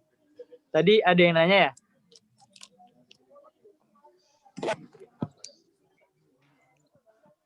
Halo? Tadi yang nanya mohon diulangi. Iya Bang, perkenalkan nama saya Sherena Auliandini. Saya ingin bertanya, apa yang harus kita lakukan ketika kita merasa gagal, tapi lingkungan sekitar kita itu tidak mendukung dan memberikan aura yang positif untuk kita bangkit lagi. Seperti itu. Oke. Ini mungkin yang lagi tren ya di lingkungan sekarang, apalagi anak-anak ini kan kita sepantaran kita gitu. Ada yang namanya toxic positivity gitu kan. Yang biasanya kalau misalnya kita curhat, kita lagi gagal, kita curhat, biasanya dibilang, ayo udahlah semangat ya bah, kayak gitu. Pasti kok bisa bah, atau kayak yang apa masa gitu aja kok nggak bisa gitu kan. Kayak itu sesuatu yang sebenarnya bisa membangun, tapi di satu sisi itu salah untuk dilakukan karena kayak ibaratnya kita pengen mendengar perspektif, kita pengen didengarkan, tapi malah ibaratnya direndahkan, kayak gitu kan. Itu biasanya lingkungan yang bisa dibilang tidak suportif atas apa yang kita lakukan, kayak gitu. Dan sebenarnya dari aku sendiri adalah yang pertama, berusaha untuk menyampaikan apa yang menurut kalian perlu disampaikan. Karena aku mempelajarin banget di tahun 2020 ini semenjak corona, waktu untuk ibaratnya waktu untuk memahami diri sendiri itu lebih banyak gitu kan. Jadi aku belajar sekali bagaimana pentingnya untuk menyampaikan apa yang kita rasakan ke siapapun orangnya, terutama teman dekat kita. Karena ibaratnya gini, kita cerita ke dia, kadang kita juga nggak tahu posisi dia, jadi penting sekali untuk menyampaikan apa yang kita rasakan juga ke dia, kayak gitu. Itu yang pertama. Jadi ketika kamu merasa kalau misalnya lingkungan kamu nggak suportif, bilang sama mereka kayak gitu. Bisa nggak sih kalian lebih suportif sama aku kayak gitu? Atau bisa nggak sih kita sama-sama berubah untuk jadi ibaratnya circle atau lingkungan yang suportif kayak gitu satu sama lain. Kalau yang kedua, cari lingkungan baru. Nggak perlu ditinggalin karena jelek atau enggak itu adalah lingkungan kamu kayak gitu. Kamu bisa pelajarin apa yang kamu pelajarin di situ kayak gitu. Tapi kamu juga bisa cari circle baru atau cari lingkungan baru yang bisa suportif dan sepemikiran sama kamu kayak gitu. Karena itu yang aku pelajarin. Jadi waktu awal-awal aku join ISEC dan waktu awal-awal aku join banyak organisasi, aku jadi orangnya sibuk. Kuliah, rapat, sampai teman-teman aku yang biasanya teman-teman nyantai di kafe, itu mereka kayak marah banget sama aku, sering dibilang kayak, aduh, pasti rapat terus kayak gitu. Aduh, tumben, aduh pasti Demi nggak ikut nih, pasti dia rapat gitu kan. Selalu dibilang sibuk, selalu bilang nggak pernah punya waktu buat mereka, dan aku ngerasa aku perlu nyampaikan kalau misalnya aku nggak suka digituin. Aku sampaikan ke mereka, dan mereka sebenarnya berusaha untuk mengerti aku tuh sibuk kayak gitu. Dan untuk mendapatkan support yang benar-benar bisa nge-support aku ketika aku gagal, itu aku cari lingkungan baru yang sepemikiran dengan aku kayak gitu. Aku nggak ninggalin teman-teman aku yang sering nyantai di kafe dan lain-lain, tapi aku cari lingkungan baru yang bisa support aku atas apa yang aku lakukan. Dan nggak cuma sekedar support, tapi kasih feedback, cari orang yang bisa kasih feedback. Jadi ada dua tipe pendengar. Yang pertama ada support system, yang kedua ada mentor. Support system itu adalah orang yang mendengar apapun yang kalian sampaikan, dan dia adalah orang yang menenangkan kalian.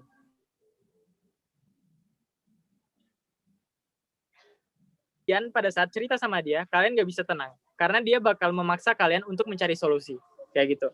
Dan kalian sebenarnya perlu dua-duanya. Kalian perlu support system, kalian perlu juga mentor. Karena kalian perlu berkembang, tapi di satu sisi kalian juga butuh support emosional. Kayak gitu. Jadi dari aku sebenarnya ada 3. Yang pertama, sampaikan apa yang kalian sampaikan ke circle itu, ke lingkungan itu. Lalu yang kedua, cari lingkungan baru. Dan yang ketiga, cari support system dan mentor kalian masing-masing. Kayak gitu. Itu sih dari aku. Tapi pertanyaannya sangat-sangat pernah aku rasakan.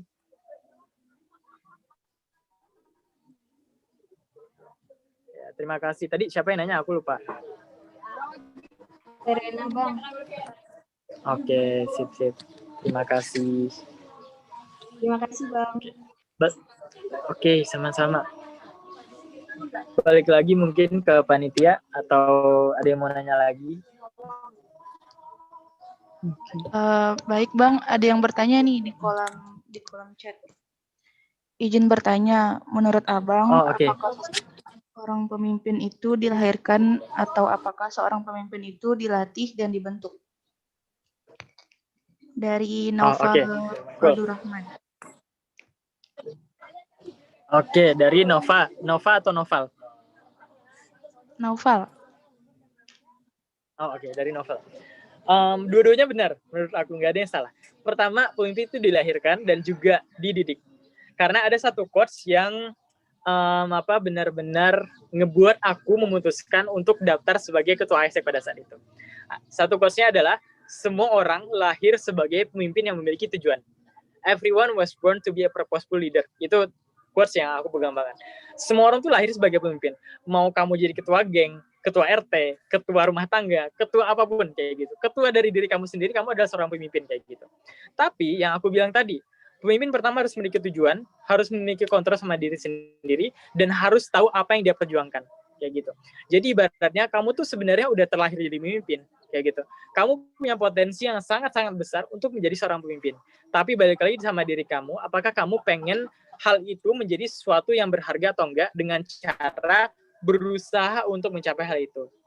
Dengan cara apa? Ya mendidik diri sendiri dan berusaha untuk menjadi seorang pemimpin kayak gitu. Apapun rintangannya, berusaha untuk berkembang menjadi seorang pemimpin kayak gitu. Jadi kalau menurut aku dua-duanya benar. Pemimpin itu dilahirkan karena semua orang di dunia ini, 7 miliar orang di dunia ini, semuanya lahir sebagai pemimpin, tapi memang ada beberapa orang yang nggak percaya sama diri dia sendiri, sampai akhirnya dia tidak bisa menjadi pemimpin. Tapi terima kasih untuk orang-orang yang sudah jadi pemimpin, karena dia percaya sama dirinya sendiri, dan dia bisa menggunakan potensi itu dan membuka potensi itu menjadi seorang pemimpin. Kayak gitu sih. Jadi ya itu pertanyaannya keren karena dulu aku juga bertanya kayak gitu. Sebenarnya pemimpin itu dilahirkan, bakat, atau sebenarnya dididik? Karena orang-orang gigih kayak gitu sih. Dan ternyata menurut aku itu dua-duanya benar, dilahirkan dan dibesarkan ibaratnya. Terima kasih Noval. Terima kasih Bang. Oke. Siap. Ayo selanjutnya satu Oke, pertanyaan lagi ya. gini, ada Syahrul Nizam. Syahrul Nizam.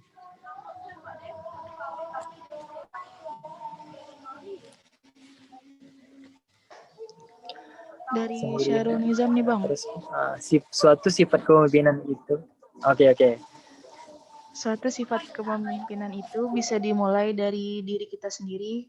Nah, terus Bang, bagaimana cara menumbuhkan sifat kepemimpinan bagi seseorang yang mudah menyerah, sedangkan orang tersebut sudah menyadari konsep yang Abang jelaskan tadi, yaitu self-insight, self-regulation, dan self-identity.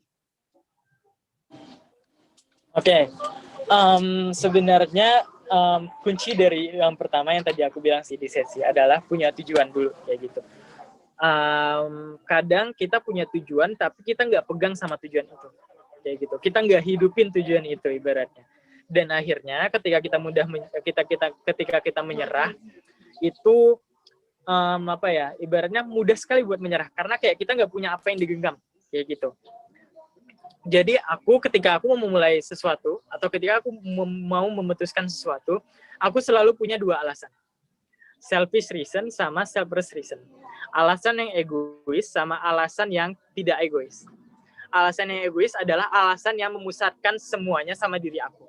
Aku mau ilmu, aku mau pengalaman, aku mau kaya, aku mau sukses, aku mau pintar.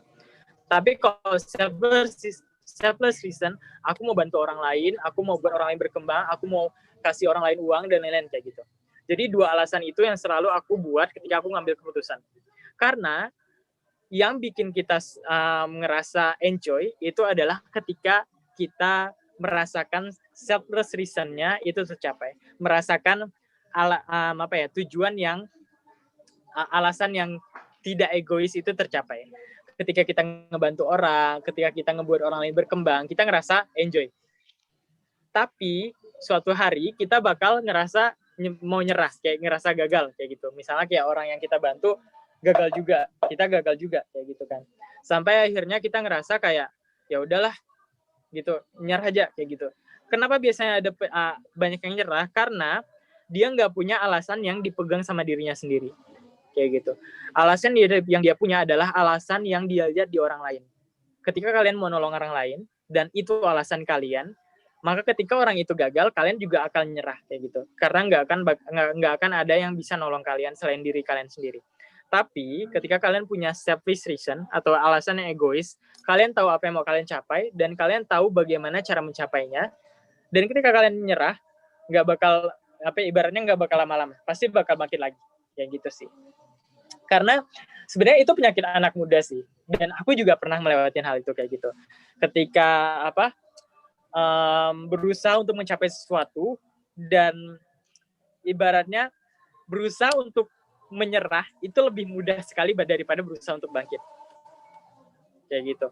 Karena kadang ketika kita berpikir untuk mencari solusi, kita berpikir karena lebih nyaman untuk menyerah. Nyerah tuh nyaman banget kayak gitu. Memutuskan diri dari tanggung jawab nyaman sekali. Karena hasilnya tuh bakal kayak kalian nggak punya tanggung jawab, kalian gabut, nggak bisa santai-santai dan lain-lain gitu. Tapi ketika kalian bangkit lagi, kalian dihadapin sama tanggung jawab, sama semua kesibukan dan lain-lain kayak gitu. Jadi ibaratnya sebenarnya pikiran manusia sebenarnya mudah sekali buat menyerah kayak gitu. Tapi bagaimana kita mendidik diri kita supaya tidak menyerah adalah dengan cara punya alasan yang benar-benar kuat digenggam pada saat kita merasa ada di paling bawah. Kayak gitu sih. Jadi ibaratnya poinnya adalah ketika memang sifat kita tuh mudah menyerah, cari alasannya kayak gitu. Dan pelajarin kenapa kalian sering menyerah. Itu sih, dua itu. Pelajarin dan punya alasan, balik lagi. Itu dia dari siapa tadi? Dari Syahrul Nizam. Ya. Karena ya aku sangat-sangat memaklumi kalau misalnya memang banyak dari kita, terutama ibaratnya mahasiswa dan juga anak muda yang belum belum beranjak sangat dewasa, ibaratnya belum sepertiga dari hidup gitu kan, pasti sering menyerah kayak gitu. Tapi ada satu quotes yang kemarin aku baca kayak gitu, Nyerah nggak apa-apa sekali-kali. Tapi kalau misalnya nyerah kali ini, apakah bakal bagus ke depannya? Kayak gitu. Jadi ibaratnya, bisa aja kemarin-kemarin kalian nyerah, terus sekarang kalian masih dikasih kesempatan buat coba. Tapi bisa aja malam nanti kalian nyerah, besok kalian mati. Kayak gitu. Jadi ibaratnya nggak ada yang tahu. Bisa aja kalian nanti malam bangkit lagi, dan besok kalian dapat suksesnya. Kayak gitu. Jadi mendingan kalian coba beratus kali dan gagal beratus kali daripada nyerah satu kali dan nyesal seumur hidup. Kayak gitu. Karena kita masih muda, jadi kita tuh punya kesempatan buat gagal banyak banget. Jadi jangan sampai dipakai buat nyerah. Kayak gitu sih. Itu Syarul. Terima kasih. Apakah sudah menjawab?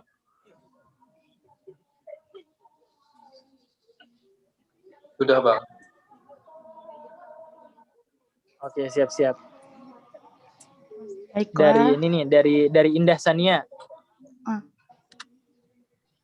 Bang, saya ingin bertanya, Bang. Oke. Bagaimana jika ada seseorang Sil- yang ingin menjadi pemimpin dan mempunyai tujuan, tapi Sorry, Sania agak dibesarin suaranya boleh?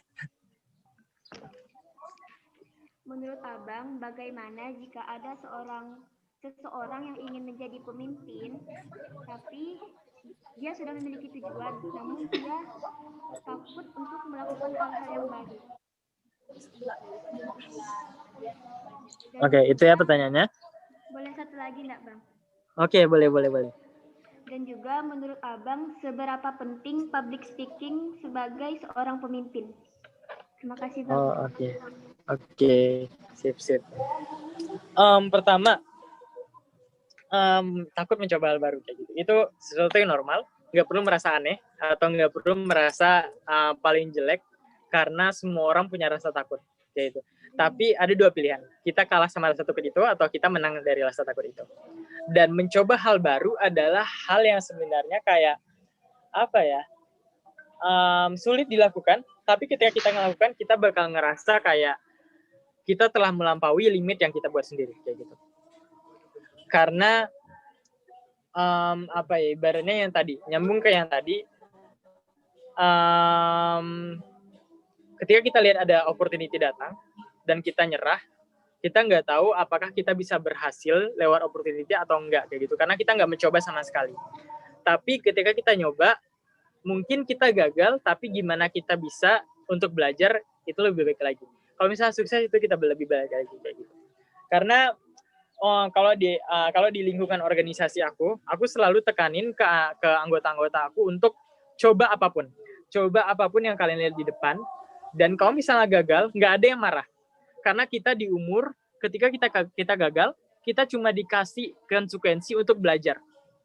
Kita nggak dipotong gajinya, kita nggak dimarah-marahin sama bos kita nggak disuruh keluar dari kantor kayak gitu. Kita di posisi di mana kita bebas untuk melakukan kegagalan, dan kita bebas juga untuk belajar dari kegagalan itu kayak gitu.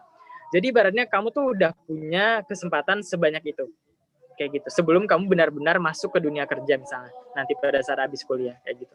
Jadi jangan sampai kamu kehilangan kesempatan ini kayak gitu. Gunain sebanyak-banyaknya kayak gitu, karena nggak ada yang tahu besok tuh bakal ngapain, besok tuh bakal ada apa gitu kan. Itu yang selalu aku tekanin juga sama diri aku. Ketika aku ngelihat opportunity, pertama jangan terlalu oportunis, jangan semuanya langsung diambil, tapi tahu apa yang benar-benar sesuai sama tujuan kita. Tadi kan kamu bilang udah tahu tujuannya, tapi takut mencoba buat segala hal gitu kan. Solusinya sebenarnya coba aja kayak gitu. Karena yang tadi aku bilang,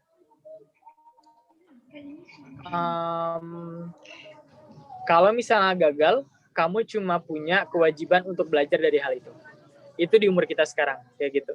Jadi ibaratnya mending sekarang kita perbanyak CV kita dengan kegagalan dan pembelajaran kayak gitu. Karena nanti ke depannya banyak kesuksesan yang bakal menunggu kita kayak gitu. Jadi ibaratnya kalau boleh ngomongnya agak seram dikit nih, jangan sampai pada saat nanti kalian mati di akhir hayat, apa yang kalian pikirkan pertama kali adalah penyesalan kalian karena tidak mencoba. Tapi berusaha untuk membuat pada saat akhir hayat nanti, apa yang kalian pikirkan pertama kali di napas terakhir kalian adalah kalian bersyukur karena kalian banyak belajar di bumi ini, ya di dunia ini, kayak gitu. Jadi apa ya? Sebenarnya lebih ke mindset kayak gitu. Tanamkan di mindset kamu kalau misalnya gagal itu bisa diterima, kayak gitu. Dan apa yang paling penting adalah bisa belajar dari hal itu, kayak gitu. Karena biasanya orang takut coba hal baru itu adalah orang-orang yang biasanya nyaman sekali sama comfort zone mereka, sama zona nyaman mereka. Dan ketika mereka coba zona baru, mereka nggak nyaman, kayak gitu. Jadi ibaratnya mending kita punya zona nyaman yang banyak daripada zona nyaman cuma satu, kayak gitu. Karena ketika kalian coba sesuatu yang baru dan kalian enjoy, itu bisa jadi zona nyaman kalian, kayak gitu. Jadi zona nyamannya nambah, kayak gitu ibaratnya. Dan apakah public speaking penting buat seorang pemimpin? Menurut aku, ketika aku melihat teman-teman aku juga, karena contoh misalnya di ISEC gitu kan, ISEC kan banyak di universitas-universitas lain, dan aku ketemu sama ketua-ketuanya juga, dan menurut aku sebenarnya yang paling penting itu adalah bagaimana kamu bisa mengkomunikasikan ke orang yang kamu pimpin, kayak gitu. Public speaking bisa dibilang penting, bisa dibilang enggak. Sesuai perspektif kamu tentang public speaking sendiri, kayak gitu. Kalau menurut aku public speaking adalah ketika itu kita ngomong di depan publik, kayak gitu. Kita berusaha untuk mendapatkan kepercayaan. Itu public speaking, kayak gitu. Jadi ibaratnya itu penting karena kita butuh orang yang bisa memberikan sebuah janji yang bisa didapatkan melalui kepercayaan, kayak gitu. Jadi menurut aku pribadi, public speaking itu penting ketika kamu mau jadi leader yang ibaratnya kayak mencoba untuk menginfluence semuanya, kayak gitu, mempengaruhi semua orang untuk jadi lebih baik, kayak gitu. Tapi juga kamu nggak harus benar-benar yang kayak punya public speaking yang keren banget, karena banyak cara kamu untuk jadi seorang leader, kayak gitu. Karena leader, baik lagi tadi ada hosting leadership, ada heroic leadership, ada servant leadership. Semua leader itu punya berbagai macam kriteria, kayak gitu. Dan kamu nggak harus jadi leader yang pintar ngomong, kayak gitu kan. Karena balik lagi, leader itu yang menginspirasi lewat tindakan, bukan lewat omongan sebenarnya. Gitu. Jadi ibaratnya public speaking itu adalah poin plus dari seorang leader kalau misalnya dia punya, kayak gitu. Tapi yang paling penting adalah gimana cara dia mengkomunikasikan tujuannya ke anggota-anggotanya.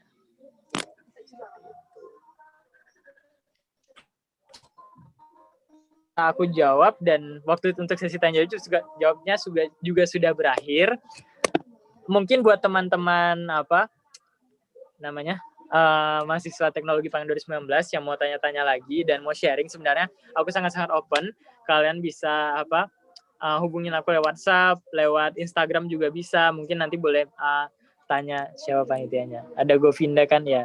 Tanya Govinda sosial media aku dan aku sangat-sangat open untuk kita sama-sama belajar dan sharing pengetahuan, karena aku selalu excited dan selalu senang kalau misalnya aku bisa berkomunikasi dan bisa ibaratnya chatan sama anak-anak Untan, terutama anak-anak baru. Dan aku jarang banget chatan sama anak pertanian. Jadi ke depannya aku pengen berbagi pengetahuan dan juga wawasan sama anak-anak. Jangan sungkan. Oke, aku balikan lagi ke panitia. Terima kasih banyak yang sudah nanya. Aku sangat-sangat apresiasi, pertanyaan bagus semua. Semoga juga jawaban aku bisa membantu dan kita sama-sama bisa belajar. Terima kasih Bang Demi. Yep.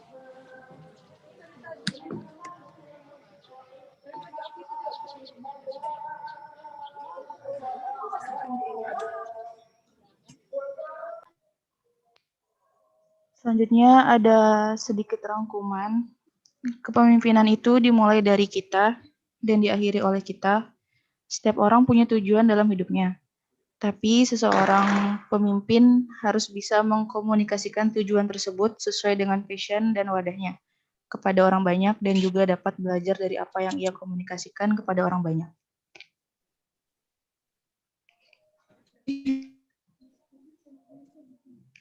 Baiklah, saya kembalikan ke MC.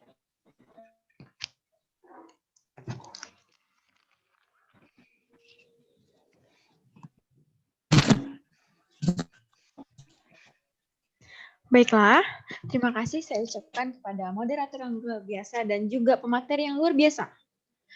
Seperti yang kita ketahui, kepemimpinan itu sangat penting, dan ingat pesan-pesan tadi, kepemimpinan itu dari diri kita sendiri dan oleh lingkungan. Dan menunjukkan waktu sekarang udah pukul 11.05. Nah, jadi kita udah memasuki waktu istirahat, yaitu isoma. Jangan lupa ya, kita masuk kembali pada pukul 12.50. Dan pada pukul 12.50 itu langsung mengisi absen pada box chat ya yang ada di Zoom. Jangan lupa ya dengan nama tadi itu, nama dan nama kelompok. Jangan lupa.